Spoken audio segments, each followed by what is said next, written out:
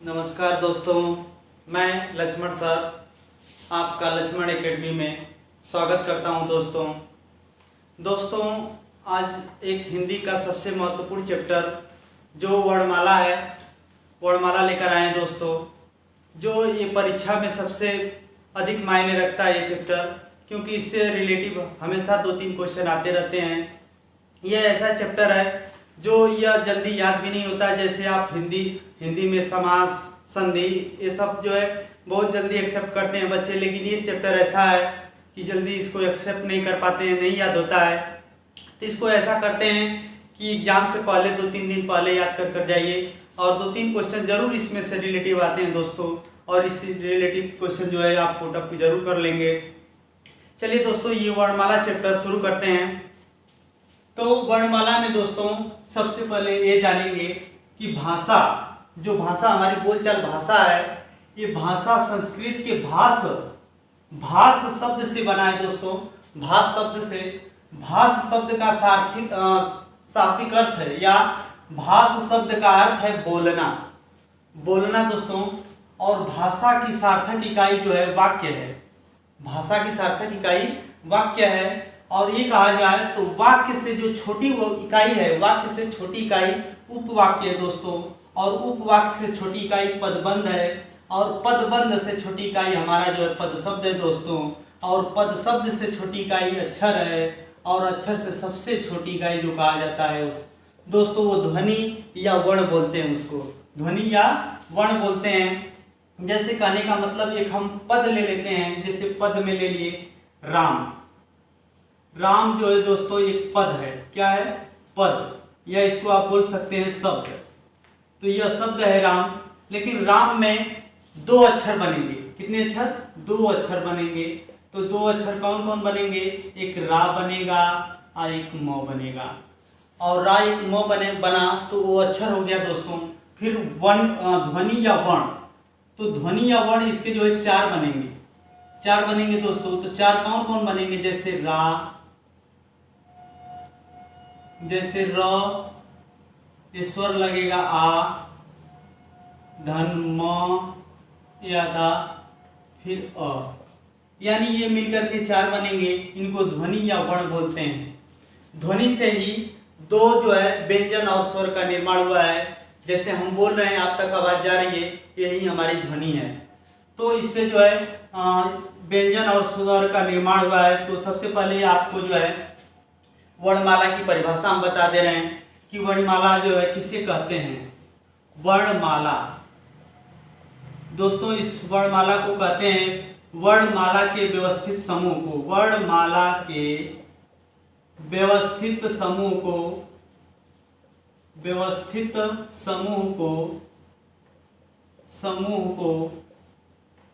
वर्णमाला कहते हैं। वर्णमाला कहते हैं दोस्तों, कहते हैं। ये वर्णमाला के व्यवस्थित समूह को वर्णमाला कहते हैं, ये इसकी परिभाषा है। अब आगे देखेंगे व्यंजन और स्वर, 2 ही है। ध्वनि से जो है वही दोनों उत्पन्न हुए, और एक पहला जो है व्यंजन के बारे में जानेंगे। एक चीज जान लेते हैं कि हमने वर्णमाला में 1 से 5 या अधिक कक्षाओं में आप लोग पढ़े होंगे कि वर्णों की जो संख्या होती है, वो जो है वर्णों की संख्या कितनी है? 52 है दोस्तों, 52 होती है। वो 52 जो वर्ण है वो कौन कौन से हैं, उनको जानने के लिए चलिए आगे देखते हैं। जैसे व्यंजन शुरू करते हैं। तो व्यंजन ऐसा जो है वर्ण है कि व्यंजन जैसे बोलेंगे तो बिना स्वर की सहायता से नहीं बोल सकते। व्यंजन को बिना स्वर की सहायता से आप बोल ही नहीं सकते। तो ये जो है स्वर की सहायता से बोले जाते हैं व्यंजन। तो व्यंजन में दोस्तों पहले नंबर पर आप जो है स्पर्श व्यंजन जानेंगे। तो जैसे क वर्ग, फिर जो है च वर्ग, फिर ट वर्ग, फिर त वर्ग, फिर प वर्ग। ये 5 वर्ग हैं, जिसमें 5 जो है शब्द आते हैं आपके क ख ग घ ङ च छ ज झ ञ ट ठ ड ढ ण क ख ग घ न प फ ब भ ये जो है 25 जो है क्या है, स्पर्श व्यंजन। इनको स्पर्श व्यंजन बोला जाता है। स्पर्श का मतलब कि हमारे जो है मुख से कहीं ना कहीं से ये आवाज जो है निकल करके आती है, स्पर्श व्यंजन बोला जाता है इसको। चलिए दोस्तों आगे देखते हैं। स्पर्श व्यंजन के बाद आते हैं, होता है अंतस्थ व्यंजन। अंतस्थ व्यंजन, अंतस्थ व्यंजन में जानेंगे कौन कौन से अंतस्थ व्यंजन है, जैसे य, र, ल, व। अंतस्थ का मतलब ये होता है कि अंत यानी इसके अंदर, स्थ का मतलब बैठना, यानी इसके अंदर कुछ न कुछ बैठा है। जैसे पहले हुआ करता था य, व, र, ल, ये हुआ करता था दोस्तों य, व, र, ल। तो यह बनता था, जैसे संधि में आप पढ़ेंगे ई का जो है यह बनता है, ई का जो है यह बनता है, उ का वह बनता है, री का रे बनता है, और ली का जो है लय बनता है। तो ये जो है बनते हैं, जैसे आप पढ़ेंगे स्वरों में, तो ई आता है, पहले उ आता है, री आता है, री आता है, ये श्रेष्ठी ये होता है। इस वजह से जो है यवरल होता था, लेकिन बाद में संशोधन हुआ तो यरल हो गया। चलिए दोस्तों आगे देखते हैं। आगे देखते हैं अंतस्थ के बाद आता है उष्म या संघर्षी व्यंजन। उष्म या संघर्षी व्यंजन, संघर्षी व्यंजन, इसको बोलने से जो है हमारे मुख से जो है उष्मा निकलती है। क्या निकलती है? उष्मा निकलती है दोस्तों उष्म या संघर्षी व्यंजन में। जैसे बोलेंगे स, स और ह, ये बोलने पर हमारे मुख से जो है उष्मा निकलती है, गर्म वायु निकलती है बोलने पर। आप कहीं भी रहिए, इन व्यंजनों को जैसे बोलेंगे वैसे ही समझ जाएंगे कि बोलने पर क्या है, उष्मा निकल रही है, स और ह। तो चलिए फिर आगे देखते हैं। इनको जो है सीरियलिटी नहीं बता पाते हैं कितने बच्चे, तो जैसे हम दे देते हैं, देखिए स स स स स स स स स, ये बता नहीं पाते हैं इसको सीरियलिटी। तो यह सीरियलिटी में जैसे स तो तीनों हैं, लेकिन सीरियलिटी ये माने यह है हिंदी का स, शंकर वाला स, षटकोण स और छोटा वाला स, यह होता है। तो चलिए उसमें यह संघर्षी व्यंजन हो गया।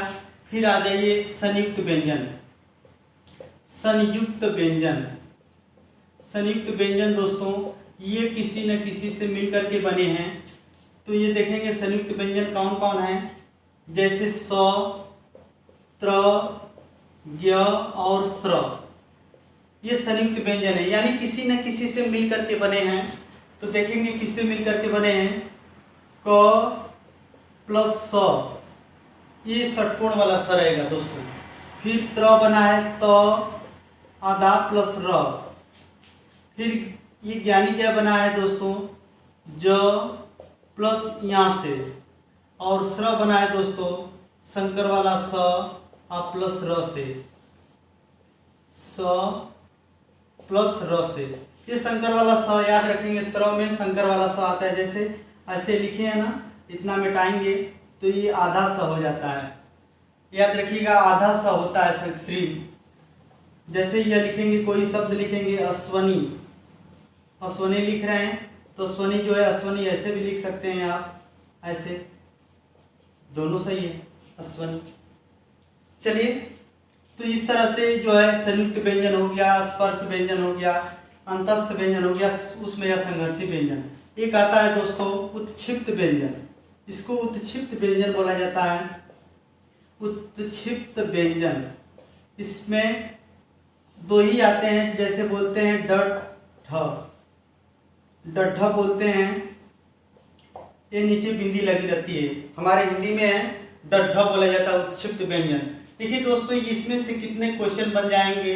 पहले तो ये छोटी इकाई वाला आपका बन जाएगा, फिर जो है वर्णमाला, व्यवस्थित समूह को वर्णमाला कहते हैं। फिर ये स्पर्श व्यंजन कितने हैं, 25, अंतस्थ व्यंजन कितने हैं, उसमें यह संघर्षी व्यंजन, ये स स ह, फिर जो है संयुक्त व्यंजन और उत्क्षिप्त व्यंजन। ऐसे अगर कह दिया जाए कि व्यंजन यानी मूल रूप से व्यंजन की संख्या कितनी है, मूल रूप से व्यंजन संख्या दोस्तों 33 मानी जाती है। 33 मूल रूप से व्यंजन की संख्या, जैसे 25, 4 29, 4 33, यही मानी जाती है मूल रूप से व्यंजनों की संख्या 33। चलिए आगे देखते हैं। तो ये व्यंजनों की संख्या 33, फिर 4 ये 33 हो गए। 33 4 जो है 37 और 2 39, ये 39 हो जाएंगे। फिर आगे जो है स्वरों में पढ़ेंगे तो 13 होते हैं दोस्तों। चलिए आगे देखते हैं। अब इनको जो है हम मिटा दे रहे हैं दोस्तों। फिर आगे देखेंगे स्वरों की संख्या। चलिए इसको मिटा दिए। अब आगे जो है स्वरों में ये देखेंगे कि स्वरों को, स्वर की पहले परिभाषा देख लेंगे, यानी स्वर किसे कहते हैं, स्वर किसे कहते हैं ये देख लेंगे। चलिए स्वर, स्वर दोस्तों ये कहा जाता है, बता दे रहे परिभाषा, कि स्वतंत्र रूप से बोले जाने वाले शब्दों को जो है स्वर कहते हैं दोस्तों। स्वतंत्र रूप से बोले जाने वाले, जैसे हम लिख दे रहे हैं यहाँ पर अ, आ, ई, बड़ी, उ, री, ए, आई, ओ और औ।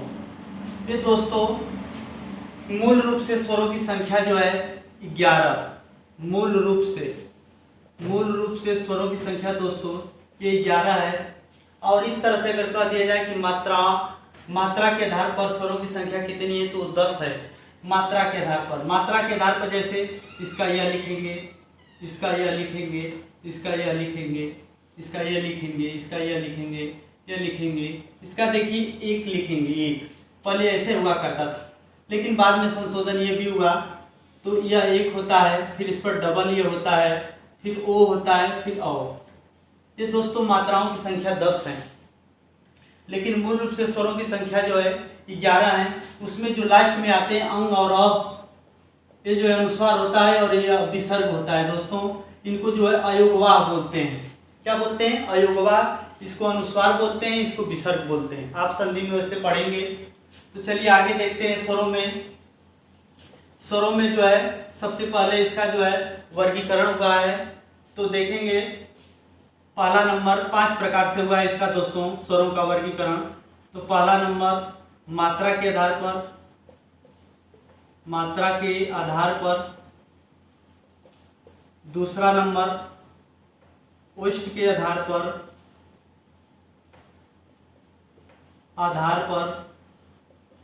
तीसरा नंबर दोस्तों जिह्वा के आधार पर, चौथा है दोस्तों मुख के आधार पर, और पांचवा है दोस्तों स्वर तंत्र के आधार पर। चलिए दोस्तों आगे देखते हैं। पहला नंबर मात्रा के आधार पर। मात्रा के आधार पर दोस्तों जैसे किसी स्वर को बोलने पर एक मात्रा का समय लगता हो, उसको जो है मात्रा के आधार पर। तो इसमें 3 प्रकार होते हैं। 3 प्रकार, जैसे पहला नंबर ह्रस्व स्वर आता है, या लघु स्वर भी बोलते हैं। ह्रस्व स्वर आता है। और दूसरा आता है दीर्घ स्वर या गुरु स्वर भी बोलते हैं इसको दोस्तों। और तीसरा आता है प्लुत स्वर। ह्रस्व स्वर में जैसे एक मात्रा का समय लगता है। एक मात्रा का समय जैसे इससे छोटा और एकदम बेसिक बताएंगे दोस्तों। बड़ी से छोटा छोटी, फिर ये बड़ाऊ से ऊ, फिर एक री हो गया। ये ह्रस्व स्वर में आते हैं दोस्तों। 4 ह्रस्व स्वर में आएंगे, बाकी जो बचे 7 जो है दीर्घ स्वर में, जिसमें 2 मात्रा का समय लगता हो। जैसे ये है आ, फिर ई आएगा बड़ी वाली, फिर जो है बड़ाऊ वाला, फिर ए, फिर आए, ओ और औ। ये 7 आएंगे दोस्तों। प्लुत स्वर में ये कहा जाता है कि 3 मात्रा का समय लगता है। इसमें जो है ज़्यादा परीक्षाओं में पूछता भी नहीं है। ये आता है ओम लिख लीजिए एक प्लुत स्वर में, जिसमें 3 मात्रा का समय लगता है। तो मात्रा के आधार पर ये 3 होते हैं, ह्रस्व स्वर, दीर्घ स्वर और प्लुत स्वर। ह्रस्व स्वर को लघु स्वर भी बोलते हैं, जिसमें एक मात्रा का समय ये 4 आते हैं। इसमें 4 ये दोस्तों यह रहेगा ह्रस्व स्वर में, ह्रस्व स्वर में ये 4 रहेंगे। दीर्घ स्वर में ये जो है 7 आएंगे। प्लुत स्वर में जो है ओम आता है, जिसमें 3 मात्रा का समय। चलिए दोस्तों, अब ओष्ठ के आधार पर, ओष्ठ के आधार पर देख लेते हैं दोस्तों। इसमें भी 2 प्रकार होता है। पहला वृत्ताकार, वृत्ताकार, और दूसरा होता है दोस्तों अवृत्ताकार, वृत्ताकार, अवृत्ताकार। ठीक है। वृत्ताकार में ये होता है दोस्तों, जैसे हमें स्वरों को बोलने पर जो ओष्ठ होते हैं वो आगे की तरफ निकल जाते हैं, आगे की तरफ निकल जाते हैं। जैसे स्वर में बोलेंगे आ, ई, ऊ बोलेंगे तो हमारे ओष्ठ जो है आगे की तरफ निकलेंगे। ऊ आई, फिर बढ़ाऊं वाला ऊ, फिर ओ को बोलेंगे दोस्तों तो आगे की निकलेगा ओ और औ। ये जो है वृत्ताकार में आते हैं, और बाकी बचे 7 जो है अवृत्ताकार में आएंगे। तो जैसे इसमें अ आ जाएगा, फिर जो है ई आ जाएगा, बड़ी वाली ई, फिर री आ जाएगा दोस्तों, फिर ए, फिर आई, ये 7 इसमें आ जाएंगे। चलिए इसी तरह से दोस्तों जो है जिह्वा के आधार पर देखेंगे। जिह्वा के आधार पर दोस्तों इसको जो है हम जीभ के आकार का बना दे रहे हैं, जीभ के आकार का बना देंगे ऐसे। इसको 3 भागों में हम बांट दे रहे हैं, 1, 3 भागों में। अब इसमें देखेंगे इस भाग को जो है अग्र बोला जाता है। क्या बोला जाता है? अग्र। और इसको जो है मध्य बोला जाता है, और इसको जो है पश्च बोला जाता है, पश्च। अब चलिए इसमें देखते हैं कि इन जो है हमारी जिह्वा से कौन कौन से स्वर जो है अग्र से बोले जाएंगे, कौन कौन से हमारे जीभ के बीच वाले भाग से बोले जाएंगे, और कौन कौन से स्वर जो है हमारे जीभ के पीछे वाले भाग से बोले जाएंगे। चलिए दोस्तों देखते हैं। बस कुछ नहीं करना है, इसमें ट्रिक भी बता दे रहे हैं। जैसे अग्र है तो अग्र को दोस्तों बस अग्री कर लीजिएगा, अग्री है, अग्री। तो जब छोटी की मात्रा जब ये लगाएंगे दोस्तों, तो ये छोटी की मात्रा ही ये वाली ये हो जाता है, और दोनों वाली, और जो ए है दोस्तों यह ए और आय हो जाता है। ये अग्री कर लेंगे। मध्य में सिर्फ अकेला अ आता है दोस्तों, बाकी बचे जो है 6 वो पश्चिम में आएंगे। पश्चिम में लिख लीजिए क्या क्या बचा है। एक आ बचा है दोस्तों, फिर जो है ऊ बचा है, या बचा है, री बचा है दोस्तों, फिर जो है ए बचा, या वाला बचा है दोस्तों ओ, फिर औ बचा है। ये जो है 6 इसमें आएंगे पश्चिम में। चलिए अब मुख के आधार पर देख लेते हैं। स्वरतंत्र जो है इसके बाद बता दे रहे हैं। मुख के आधार पर दोस्तों इसमें 4 प्रकार होते हैं। चलिए 4 प्रकार बता दे रहे हैं। 4 प्रकार, जैसे पहला होता है समवृत्त, समवृत्त दोस्तों। दूसरा होता है अर्ध समवृत्त। तीसरा होता है विवृत्त। ये मुख के आधार पर है दोस्तों, यानी मुख खुलने और बंद होने के आधार पर हमारे स्वर कौन कौन से बोल पाएंगे। अर्धवृत्त, अर्धविवृत्त, अर्धविवृत्त। चलिए दोस्तों इसमें देखते हैं। समवृत्त में विवृत्त का देख लीजिए। विवृत्त में बस अकेला, यानी मुख पूरा खुला रहता है दोस्तों, इसमें बस अकेला आएगा। फिर जो है अब ऊपर चले जाइए समवृत्त में देखिए। विवृत्त में यानी हमारा मुख जो है पूरा खुल जाता है, जैसे आ बोलेंगे तो ये मुख जो है हमारा पूरा खुल गया, आएगा। समवृत्त में दोस्तों, समवृत्त में याद रखिएगा एक ई और ऊ और बढ़ाऊं वाला ये आएंगे समवृत्त में। और दोस्तों अर्ध समवृत्त में वही आएगा, जैसे इससे छोटा यह है और इससे छोटा यह, यानी ए आएगा और फिर ओ आएगा। और बाकी जो बचे अर्धविवृत्त में आ जाएंगे दोस्तों, जैसे इसमें बचे हैं अ बचा है और उधर का री बचा है, फिर जो है अय बचा है और फिर जो है औ बचा है। 4 इसमें आ जाएंगे। तो अर्धविवृत्त में जो है ऐसे हो गया। विवृत्त में बस अकेला आएगा। ऐसे समवृत्त में याद रखिएगा ई ऊ ऊ, ए से रेटी आ जाएंगे। फिर इसके बाद अर्ध समवृत्त यानी आधा होता है, आधा।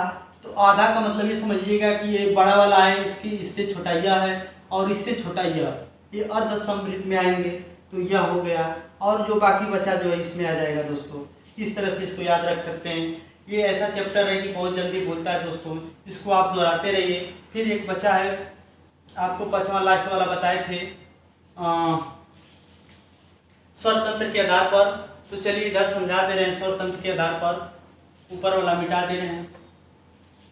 स्वरतंत्र के आधार पर, स्वरतंत्र के आधार पर दोस्तों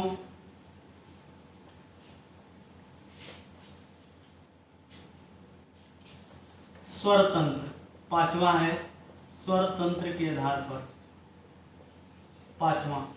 स्वरतंत्र के आधार पर यह 5 प्रकार का ये भी होता है। जैसे इसका याद रखेंगे आप, कंठ, तालु, मूर्धा, दंत और ओष्ठ, याद रखेंगे दोस्तों। ये 5 हैं, कंठ, तालु, मूर्धा, दंत, ओष्ठ। कंठ, तालु, मूर्धा, दंत, ओष्ठ, ऐसी श्रेणी याद रहना चाहिए। कंठ, तालु, मूर्धा, दंत, ओष्ठ, ये श्रेणी अगर याद रहेगा तो आप जो है परीक्षाओं में कर लेंगे। जैसे कंठ, कंठ में जो स्वर होते हैं, स्वर इधर जो है हम कर दे रहे हैं स्वर,